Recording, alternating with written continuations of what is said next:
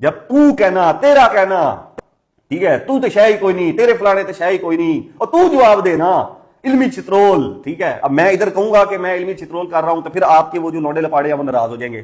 اور پھر 17 سال میں میرے استاد جی نے ان کو یہ سکھایا کہ کمنٹس کے اندر جا کے گندی گندی ماں بہن کی گالیاں دینی ہے اس کو جو میرے خلاف جو ہے وہ ہو. ٹھیک ہے، یہ سیکھا انہوں نے 17 سال میں آپ سے.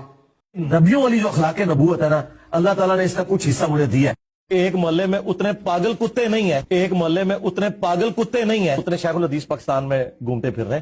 حالانکہ یقین کرے کتے کی اوقات نہیں مولویوں کی کچھ نہیں کر سکتے. مجھے بتاؤ یہ دو بھائی لاہور کے کتنے عرصے سے کتے کی طرح بھونک رہے ہیں، اس سارے ٹومی میں مار چھڑنا ہے ان شاء اللہ تعالیٰ. میرا نبی سا ہے ہی کوئی نہیں، تیرے ٹومی دے شاہ ہی کوئی نہیں.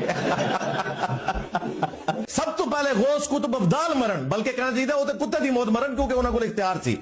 تو ہم نے پتا کیا کہا تھا، رکو ذرا صبر کرو بابا جی، پہلے تمہارے غوث کتب افضال مر جائیں، بلکہ ان کو تو کتے کی موت مرنا چاہیے. کیا انہوں نے اپنے نبی کے ساتھ وفاداری نہیں کرنی ہے؟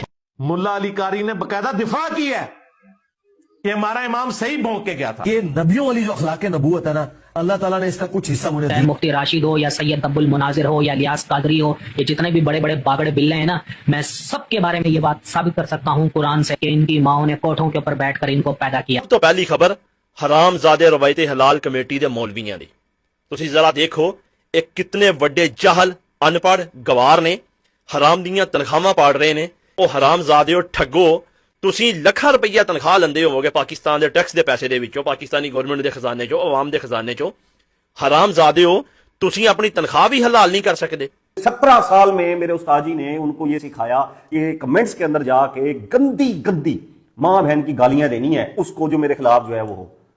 ٹھیک ہے، یہ سیکھا انہوں نے 17 سال میں آپ سے.